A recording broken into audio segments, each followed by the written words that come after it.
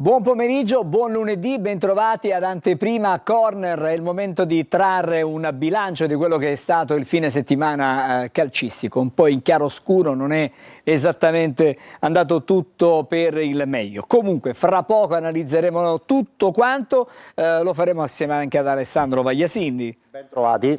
Grazie Alessandro per essere con noi e noi come sempre ovviamente vi offriamo quello che è il quadro dei risultati e anche della classifica del torneo di Serie C, torneo di Lega Pro, il girone meridionale. Questi i risultati della 29esima giornata: Cavese Cerignola 2-0, a Trapani ha vinto l'Atalanta Under 23 2-0, certificando comunque il momento davvero difficile e complicato del Trapani. Poi ancora il Casarano che è passato sul campo del Foggia per 2-1, Picerno e Altamura hanno pareggiato 0-0, a Potenza il Benevento è passato 1-0.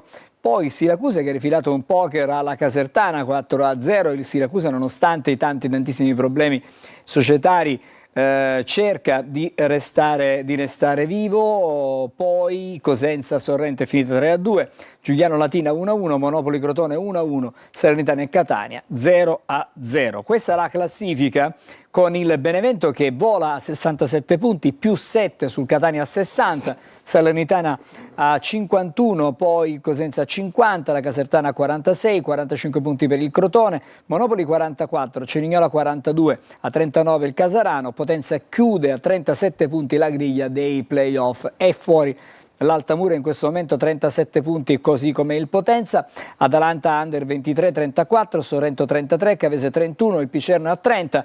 Qui è la zona play-out che vedete contraddistinta anche da una diversa colorazione: Latina 29, Trapani 28, Giuliano 25, Foggia 22. Fanalino di coda il Siracusa a 20 punti, ma sappiamo che è stato penalizzato di 6 punti. Il prossimo turno lo possiamo vedere, si giocherà già a metà settimana, il giovedì. Spiccano in questo turno sicuramente la sfida tra il Benevento ed il Catania, che è una partita che noi di Telecolor vi proporremo in diretta e in chiaro, in esclusiva. E poi ancora tra le altre partite c'è anche la gara tra la Casertana e la Salernitana, ma c'è anche il Crotone che gioca con la Cavese. Perché queste gare sottolineate? Perché evidentemente possono anche in qualche modo riguardare la parte alta della classifica, la zona, quella a ridosso tra il secondo e il terzo e il quarto posto. Siamo lì praticamente. Alessandro, allora, cominciamo con il Catania, che ieri ha giocato a Salerno. Scusa Angelo, nel frattempo posso chiedere alla regia se ci rimette in onda la classifica, e io ascolto sì, la tua domanda. No, volevo partire da questo fatto. Il Catania ha giocato a Salerno contro una squadra che aveva cambiato allenatore, quindi si aspettava una reazione d'orgoglio in qualche modo dalla squadra campana. Non c'è stato tantissimo, diciamo, Salernitana in campo, c'è stato forse più Catania soprattutto nel primo tempo, però nonostante questo, nonostante le occasioni, la squadra di Toscano non è riuscita a chiudere la partita. Angelo, io ti dico che se quella di ieri la dobbiamo interpretare come un anticipo di playoff, il Catania ha sicuramente fatto il suo, perché comunque ha tenuto bene il campo contro un avversario di valore in un ambiente insomma importante per la Serie C, e quindi da questo punto di vista l'esame lo possiamo considerare assolutamente superato. Se la dobbiamo considerare invece come un inseguimento al primo posto, è chiaro che l'esame non è superato, perché il Catania aveva un solo risultato per continuare a immaginare la rincorsa al Benevento e non lo ha centrato. La classifica che vedevamo prima ci dice sostanzialmente che a 9 giornate dalla conclusione il Catania è praticamente certo di partecipare ai playoff, matematicamente, perché se vedete la classifica 37 e in questo momento è il punteggio che delimita l'accesso alla zona playoff, con 27 punti a disposizione, chi ha 37 può arrivare massimo a 64.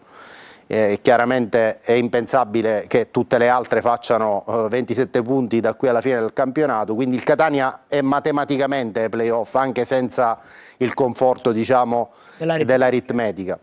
Quindi in quest'ottica aver sigillato secondo me il secondo posto è importante se guardiamo tutto in ottica playoff, perché sappiamo che il secondo posto comunque dà dei considerevoli vantaggi per chi si classifica in questa posizione alla fine del campionato. Dall'altra parte no, non ha superato l'esame perché il Benevento aveva vinto a Potenza prima che iniziasse Salernitana Catania, e il Catania già prima del risultato di Potenza-Benevento sapeva di dover a tutti i costi vincere, non lo ha fatto, soprattutto mettendo a nudo quelli che sono i limiti ormai cronici di questa squadra da quando il campionato ci racconta settimanalmente le vicende del Catania. Fuori casa è una squadra che ha una bassissima media realizzativa e soprattutto non ha ad oggi, alla giornata 29, trovato dei riferimenti indiscutibili in zona offensiva. Se vai a ripassare a memoria il rendimento degli attaccanti del Catania, da Forte a Caturano a Rolfini, eccezione fatta per Forte che comunque ha realizzato un discreto numero di gol, complessivamente come reparto il rendimento è assolutamente insufficiente. 2 gol Caturano, 0 Rolfini. Ed è evidente che o è un problema di valore di questi singoli calciatori o è un problema di modulo di sviluppo della manovra offensiva in grado di mettere gli attaccanti nelle migliori condizioni per battere a rete e per far gol. Anche ieri abbiamo visto predominio, tratti di partita in cui il Catania ha manovrato bene, però al dunque non è mai arrivato al gol perché evidentemente nelle caratteristiche di questi giocatori inseriti in questo contesto tattico non arriva l'esaltazione di quello che poi è l'essenza di una partita, cioè il gol, la finalizzazione della manovra. È come se mancasse sotto porta la necessaria lucidità per chiudere, perché D'Ausilio si è trovato una buona occasione, aveva fatto una lunghissima cavalcata, è vero, era stanco, però ha avuto una grossissima occasione. Sì. Rolfini sempre nel primo tempo ha mancato da pochi passi, c'è stato forse un tocco del portiere della Salernitana, però lì davanti insomma non si può sbagliare. Nella ripresa è stata un'azione quasi simile sulla linea di porta quasi della Salernitana, quindi manca quella giusta lucidità, quella rabbia agonistica che ti porta poi a mettere la zampata decisiva nei momenti cruciali delle gare. Assolutamente sì, io porto avanti una sorta di provocazione, è come se questa squadra si bei della sua forza difensiva. Questo focus che è emerso in maniera eclatante nel corso della stagione, cioè il Catania che non prende gol, mi sembra che sia una virtù che in certi momenti diventi vizio, perché è più l'idea, la volontà di non prendere gol che quello di farlo.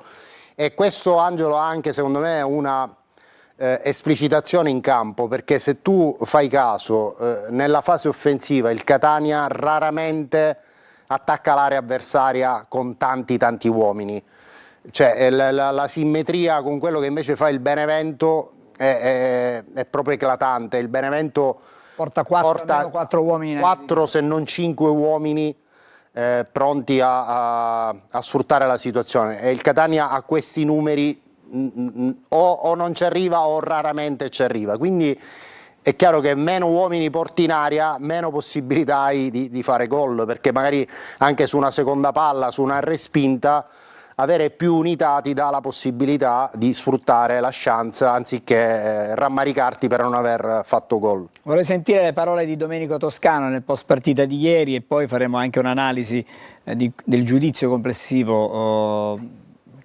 Tireremo le somme con un solo giocatore, ma poi stasera vedremo le pagelle durante i corner, però vedremo il top del match. Intanto Toscano.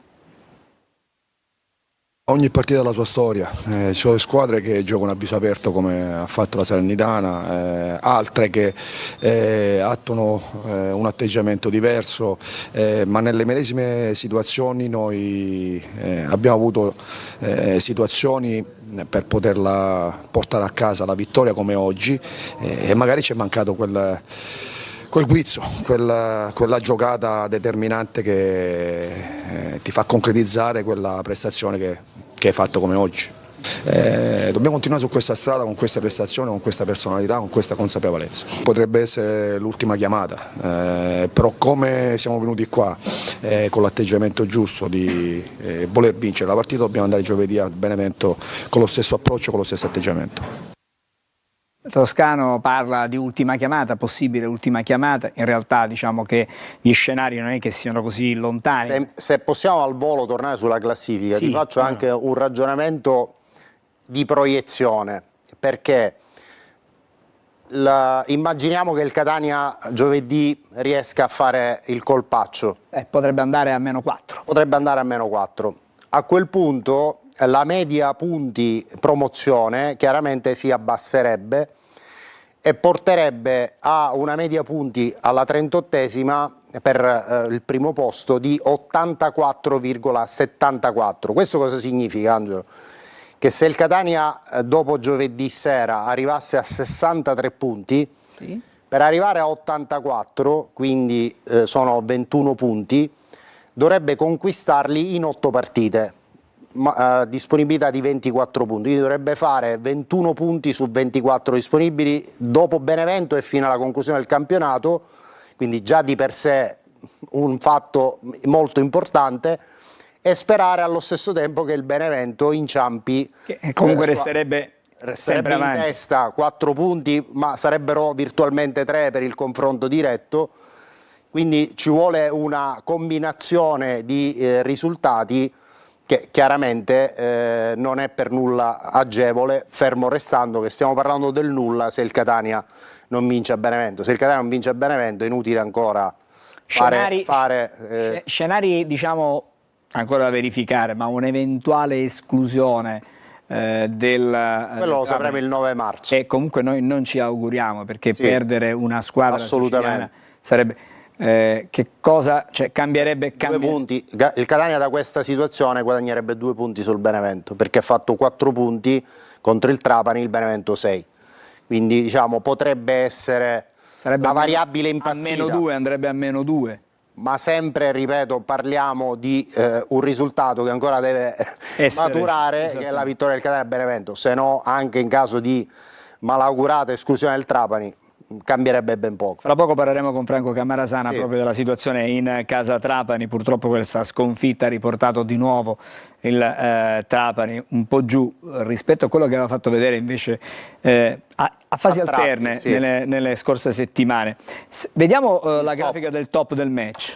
Allora, abbiamo premiato Simone Pieraccini ancora una volta, perché era già accaduto nell'ultima puntata di anteprima, perché dei 3 difensori che hanno giocato tutti e 3, secondo me, una gran partita, è quello che ha avuto il compito più complicato. È vero che Miceli ha sostanzialmente annullato Lescano e Allegretto ha fatto lo stesso con Molina, però Pieraccini ha avuto il compito di seguire praticamente in ogni zona del campo Ascic e lo ha praticamente annullato.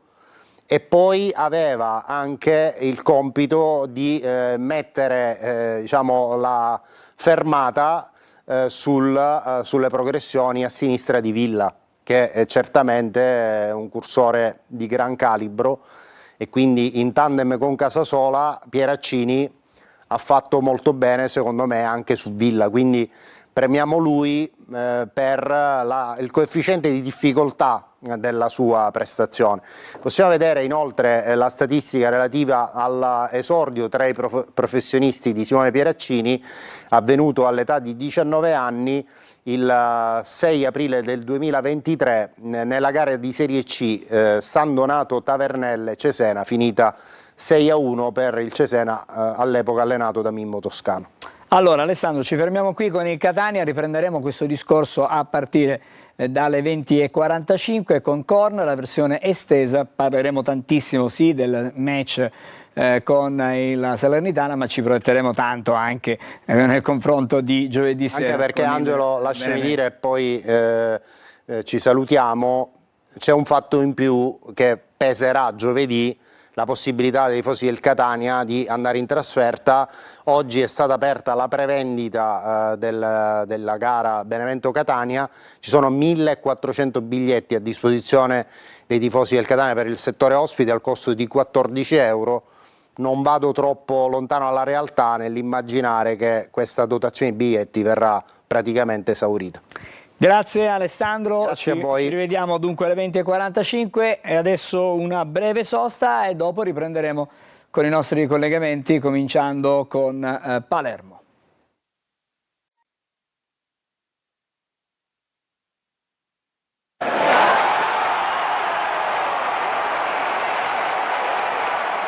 Di nuovo insieme per anteprima corner, è il momento dunque di andare in Serie B, parlare anche di Serie B, registriamo però uno stop imprevisto, uno stop che in qualche modo potrebbe lasciare il segno in casa Palermo, perché dopo 14 giornate perdere sul campo del Pescara non è stata certamente indolore come sconfitta. Questo evidentemente, come dicevo prima, potrebbe lasciare qualche ruggine in casa Palermo e speriamo che Pippo Inzaghi possa risolvere in qualche modo i problemi. Andiamo allora da Marco. Marco, uno stop inaspettato, brutto stop che porta il Palermo a -6 da quella che è poi la zona promozione diretta.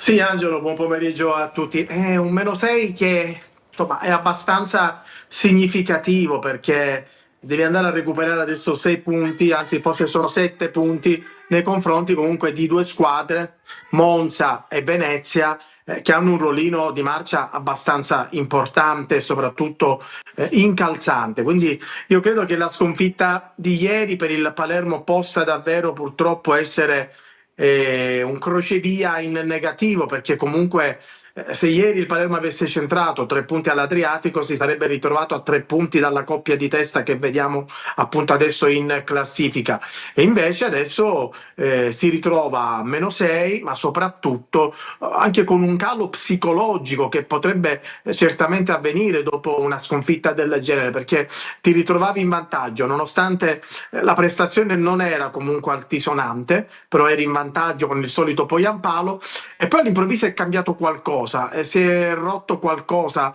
anche nella gestione della gara. C'è stata questa sorta di errore da parte di Joronen, che ha praticamente consegnato palla a Di Nardo, che ha fatto assist per l'1-1 di Insigne, e poi nel finale è arrivato il gol di Meazzi con deviazione annessa beffarda per Joronen.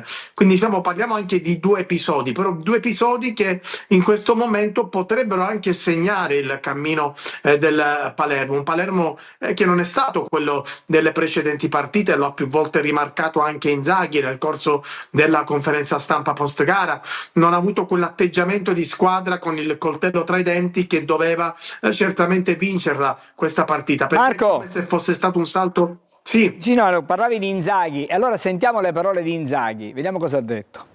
Quello che abbiamo fatto per 14 partite deve diventare la routine. Oggi abbiamo sbagliato sotto tutti i punti di vista, non è stata il solito Palermo, l'abbiamo visto, e come avevo detto, se non siamo il solito Palermo possiamo perdere, quello che poi è successo. Mercoledì dobbiamo tornare subito a vincere davanti alla nostra gente, mi auguro che lo stadio sia pieno, ci trascini, dobbiamo ritornare subito alla vittoria, mancano ancora tante partite e dobbiamo riprendere subito la marcia interrotta oggi. Inzaghi cosciente del brutto stop, Inzaghi però punta all'immediato riscatto già nel match di mercoledì, gara infrasettimanale alla Barbera, che è una sorta di fortino per la squadra rosanero. Sì, il Palermo nelle ultime 8 partite ha vinto altrettante gare, quindi sì, è un fortino. Palermo ha costruito anche parte della sua classifica, ovviamente tra le mura amiche del Barbera, però non è una partita semplice, non è una partita semplice quella col Mantova, al di là della classifica del Mantova, perché abbiamo già capito che anche l'ultima in classifica può fermare la prima o la seconda, in questo caso la quarta, il Palermo. E non è una partita semplice anche perché comunque adesso la squadra dovrà reagire, deve rispondere ovviamente dopo la sconfitta dell'Adriatico. Io credo che in una settimana il Palermo dovrà capire cosa fare da grande, quindi la partita col Mantova in casa poi la gara contro la Canarese, che è fuori casa, e a quel punto gli metto dentro anche, quindi più di una settimana, gli metto dentro anche la partita del 14 marzo contro il Monza fuori casa. Quindi in 3 partite davvero il Palermo dovrà capire se può puntare alla promozione diretta, se può ancora puntare a questa zona della promozione diretta, o se deve iniziare a lavorare sui playoff e quindi quantomeno mantenere il 4° posto, sperare di arrivare al 3° e però iniziare a proiettarsi verso i playoff. Quindi in 3 partite, in 10 giorni, capiremo davvero quali sono le ambizioni di questa squadra. C'è una sorta di parallelismo fra il Palermo e il Catania, perché il Catania ha già affrontato la prima delle 3 gare in 9 giorni, il Palermo ne farà 3 in 10 giorni che saranno decisive. Insomma, siamo là, il momento della stagione in cui si decidono poi i giochi, si decide tutto in questo segmento, all'inizio di primavera o giù di lì si decidono quasi sempre i campionati. Grazie a Marco. Angelo, per chiudere proprio. Sì. Anzi, perché 20 secondi, faccio un parallelismo, tu hai parlato di parallelismo col Catania, io lo faccio invece tra il Palermo e anche i campionati scorsi addietro. Palermo ogni volta che deve fare il decollo stecca. Era successo a Cremona anni fa con Corini, è successo a Parma 2 anni fa, è successo purtroppo forse anche quest'anno a Pescara. Bene, grazie a Marco, ci ritroviamo con te e con tutti voi, lo ricordo, invece giovedì, perché c'è un turno infrasettimanale, allora venerdì saremo pronti a ritornare con Anteprima Corner, perché poi di sera saremo di nuovo in onda con Corner e quindi partite giocate tra mercoledì e giovedì, facciamo Anteprima Corner il venerdì e quindi insomma abbiamo una settimana piuttosto intensa che ci aspetta. Ci sarete, grazie. Breve sosta e poi vedo già collegati sia Franco Cammarasana che Marco Petrolito. Fra poco veniamo da voi, intanto una breve sosta.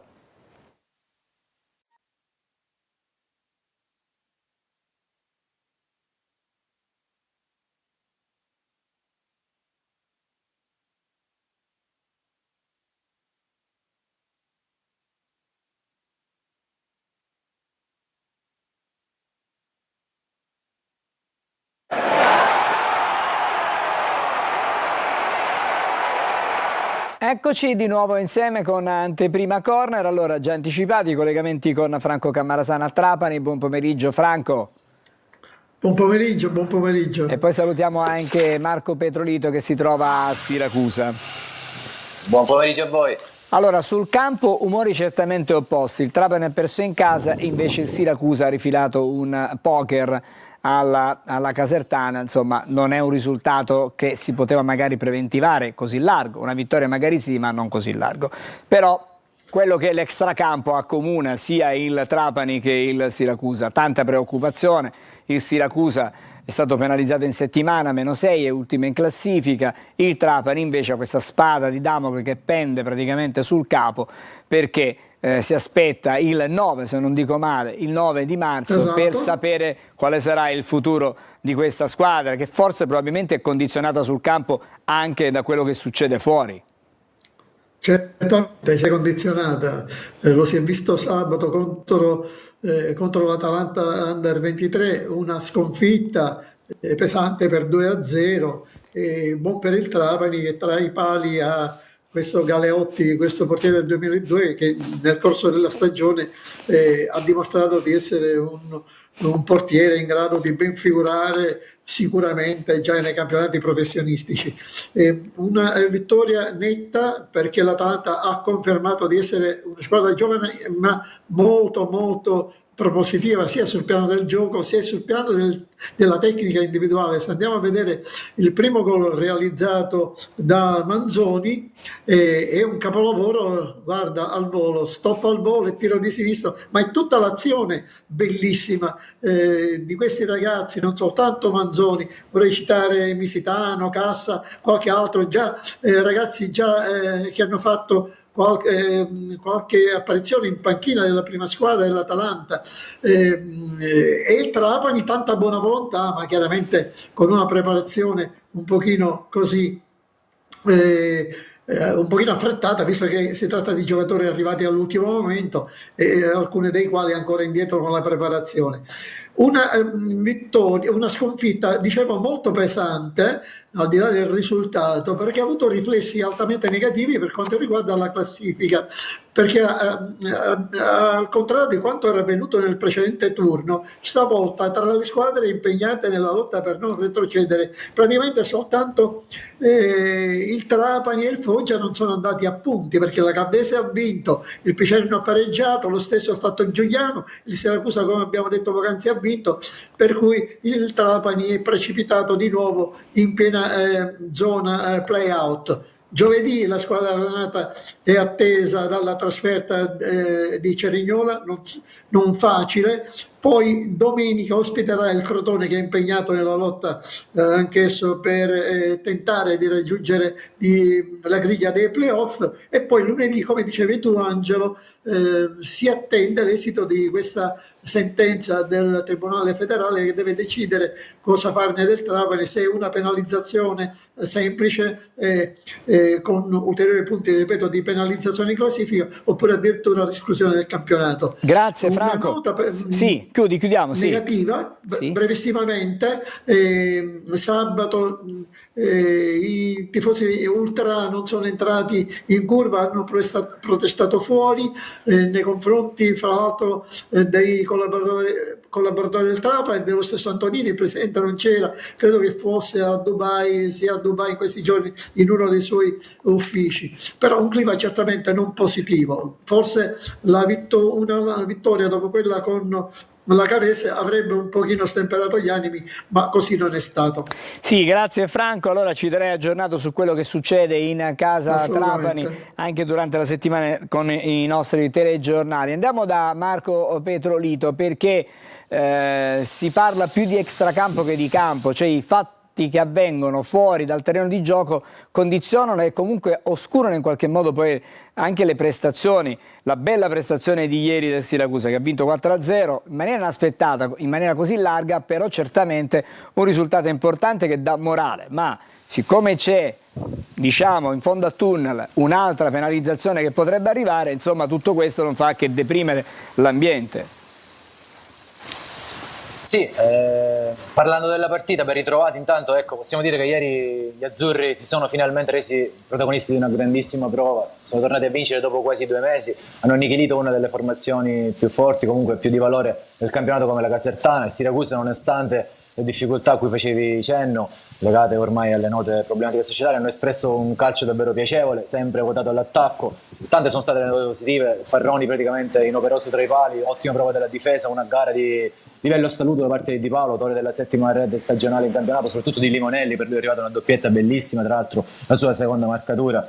Ecco, è un'intuizione quella di Turati, che ha schierato Limonelli sulla sinistra, che potremmo rivedere e che comunque lascia ben sperare in vista del proseguo della stagione. Intanto, ecco, c'è da registrare che, al di là della dura contestazione dei tifosi, l'indirizzo del presidente Ricci, che è andato avanti anche ieri, Ricci che viene accusato di aver lasciato la squadra da sola, così come lo staff, c'è da segnalare anche un calore davvero immenso e inaspettato da parte dei tifosi, che si sono stretti ancora una volta attorno ai giocatori azzurri, che questa mattina sono tornati ad allenarsi qui alle mie spalle, anche se il futuro, come dicevi, resta incerto e si preannuncia un nuovo deferimento, una nuova penalizzazione. Ecco, tante sono le iniziative in questo momento che in città si stanno susseguendo al fine di raccogliere dei fondi o di comunque cercare di aiutare e di contribuire direttamente e far sì che la stagione possa essere conclusa in maniera, diciamo, lineare. La matematica, del resto, come la determinazione e la volontà di crederci, non condannano ancora il Siracusa, anzi sono dalla parte degli azzurri, che hanno il destino nelle loro mani. Proprio in tal senso, ecco, la squadra proverà in tutti i modi a racimolare il maggior numero di punti, già a partire dalla trasferta di Casarano, altra gara sulla carta non semplice, che si disputerà giovedì alle 18:30. Ricordiamo che il Casarano ha battuto 2-1 in trasferta il Foggia, che è la squadra che attualmente precede in classifica proprio il Siracusa, che dunque resta ultimo, ma che per poter riuscire a guadagnarsi quantomeno un piazzamento play-out deve cercare di continuare su questa strada. Grazie Marco, ci fermiamo qui con Siracusa, ci hai già anticipato quella che è la prossima partita. Vorrei andare da Franco, se ancora ce l'abbiamo, forse Franco Cammarasana. Allora ci fermiamo qui con anteprima corner per questo lunedì, dando appuntamento a venerdì, cioè all'indomani del turno infrasettimanale di Lega Pro di Serie C, mentre invece parleremo di Palermo a distanza di oltre 24 ore dalla partita giocata in casa. Bene, ci fermiamo qui.